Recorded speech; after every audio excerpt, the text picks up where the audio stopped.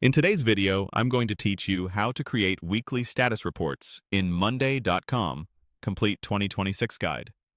By the end of this walkthrough, you'll have a clean board set up for weekly reporting, plus a timeline column that makes it easy to see what's happening this week at a glance. Make sure you're signed into your account and that you have permission to create boards in your chosen workspace. Start on the home area of your account. This is your central hub, and it helps ensure you're creating your report in the right place. Look for your main workspace on the left. To add your new reporting hub there, click the plus icon that appears beside the workspace name. This is Monday.com's quick way to create something new exactly where your team collaborates. From the options that appear, choose New Board. We're starting fresh, so you have full control over how your weekly reporting will look and evolve.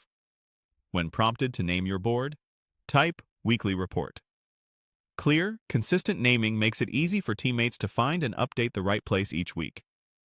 If you manage multiple teams or programs, consider adding a short identifier in the name, like a team or project tag, so it stays recognizable in search.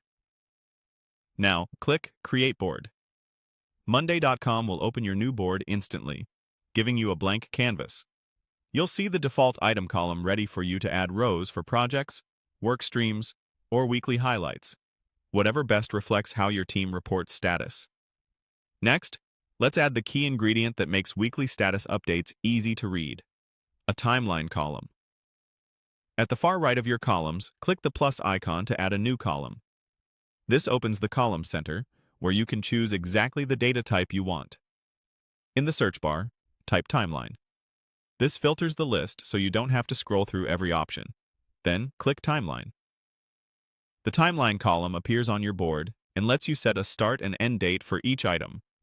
For weekly reporting, use it to mark the specific week each update applies to. Tip: many teams set the timeline to run Monday through Sunday, so it lines up with planning cycles. You can quickly drag to adjust dates as plans shift, and you'll get a clear visual of what's current this week. That's it. You've created a dedicated weekly report board and added a timeline column to anchor your updates to the right week. From here, simply add your items, set their timelines, and you're ready to share a concise visual status